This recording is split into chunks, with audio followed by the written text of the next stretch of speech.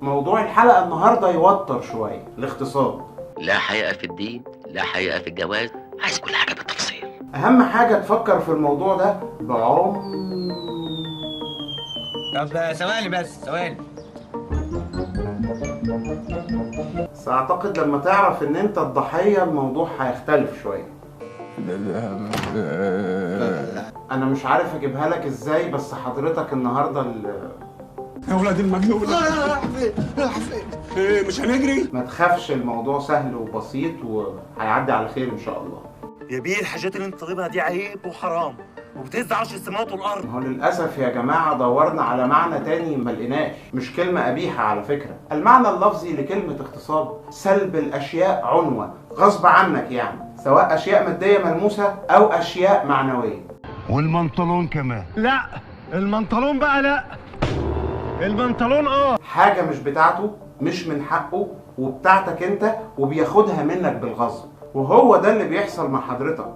انا الصراحه ما كنتش عامل حسابي الليله على فخده زي دي، كنت عامل حسابي على فخده تانية خالص. في عام 2007 سألتني صديقتي إيفلين من سويسرا سؤال كان عميق جدا. شوفوا يا جماعة أنا عميق من إمتى؟ 2007، من قبل كده، ده أنا هفاجئكم. قالت لي What's your dream؟ حلمي إيه؟ تخيل كده أنت بعمق، نفسك في إيه؟ اعطيله كم باقي معنا؟ 100,000 سنة. اعطيه يلا. شقة وعربية، يعني معظم متوسطي ومحدودي الدخل أمثالنا بيفكروا هذا التفكير العميق. والله قعدت على القهوة 25 سنة مستنيهم يشغلوني. تخيل ردت عليا قالت لي ايه؟ ان انت يبقى عندك شقة وعربية ووظيفة، دي حقوقك، ده الطبيعي. احنا بقينا نحلم بحقوقنا. اخوك ده نحس، يعني لو فكر في يوم يبيع طواعي ربنا يبعت له ناس من غير روس. ما تخافش، صدقني انا جاي اخد بايدك، انا جاي اساعدك واشدك. تعال اقول لك على الحقيقة الكاملة، ركز وسيب لي نفسك. كوثر مشي كل العيانين في العيادة وحط يافطة مغلق للتحسينات. سنين بقى بنفكر في الحلم. انت بتحلم بايه؟ اقول لك انا بحلم اتجوز، ده الطبيعي، ده حقك حضرتك ان انت تتجوز وتتكاثر وتتناسل زي اي حد في الدنيا. كلام ده عيب وانا بقول لك كلام سكس. ليه متصور ان حقك حلم؟ تعال اضرب لك مثال صغير. صلي على رسول الله عليه الصلاه والسلام. خد فكره واشتري بطيخه لبكره. طبعا مش هتكلم عن اغتصاب حقوقك في البيت، احنا الراجل اللي فينا يسمع كلام مراته. مشي حالك، كلنا هذا الرجل. قلت له صح بس حنك. حلمك بس السيد ده مجرد في الذاكرة، تغسل لك رجلك، انت بتهزر. انا قلت كلمه وانت عارفه ان كلمتي لا ممكن تنزل الارض ابدا. حنفي خلاص هتنزل المره دي. تقدر تعترض ولا تفتح بقك؟ بص على حلقة محكمة الأسرة، ولا كلمة. الله يرحمك اخويا، انت اوسخ واحد فينا. أنا متعاطف معاه. طبعا حضرتك هتسألني عن حل، شايف في عينيك العميقة. طب أعمل إيه؟ اتفضل ايه؟ فهمني. اتفضل ايه؟ علمني، انا قدامك اهو جاهز. نقطة مهمة جدا، الاغتصاب السمعي. يا جماعة أنا بركب مواصلات، إيه الأغاني اللي شغالة فظيعة؟ بيري بيري بيري بيري تيكي تيكي تيكي تيكي دو دو دو دو دو دو. أنا في واحد معقدني سواق اسمه بسلة. طب تغتصب وداني، تغتصب مسامعي. ده لو أنا راكب عربيتي بقفل الإزاز علشان ما اسمعش التلوث السمعي اللي حاصل في الشارع. الوحش منين؟ عزبة ابو قليطة. هو الوحش منين؟ تاني انت فاكر الذاكرة ولا بتعيد الخناقة من الاول؟ بس مش عارف أعمل لك إيه بصراحة. أنا كواحد ماشي في الشارع اتضايقت، يعني بسمع من هنا أصوات وبشوف مناظر. وأنا في بيت الرعب يا جماعة. ايه بتسقف لي على الفي ولا ايه؟ أظن من حقي أمشي في الشارع مرتاح، فريحني وريحك. اقتناع الشخص او عدمه لا يغير من الحقيقة في شيء. في حالات اغتصاب بتحصل في الشارع، مش من الزحمة بس. الناس بتسوق بغل، الناس بتسوق عاملة كده، واحد يجي لا بيه ولا عليه يغتصب حقك المروري. اقف يا ابني. ايه ده الحاجه دول عايزين يسابقوني.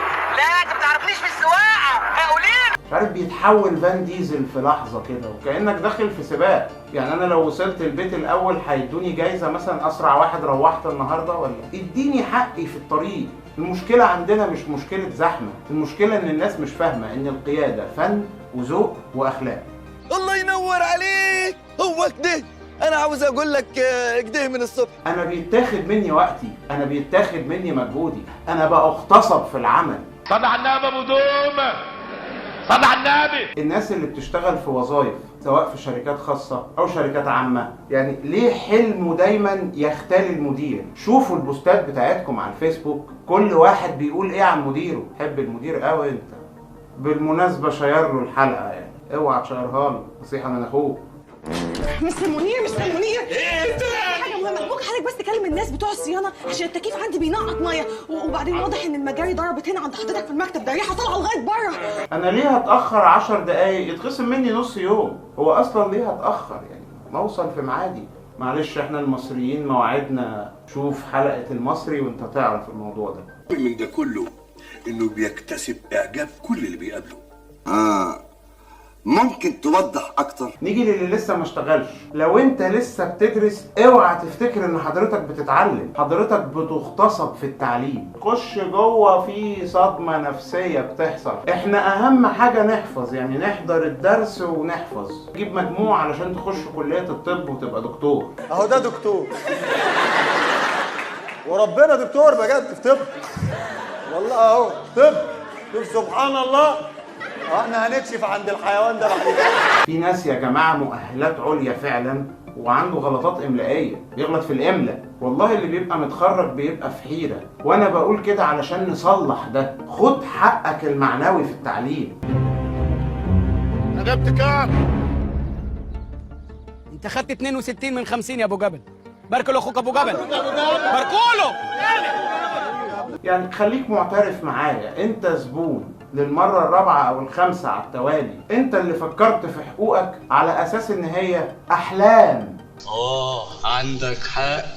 وأرجوك حاول وأنت بتاخد حقوقك ما تغتصبش حقوق الآخرين. زي ما أنت عندك حرية ومساحة بتحب تتحرك فيها ما تحبش حد يتعداها، تأكد إن غيرك زي حالاتك. ما تجيش بقى تقول الناس بتغتصب حقوقي وأنت مقضيها.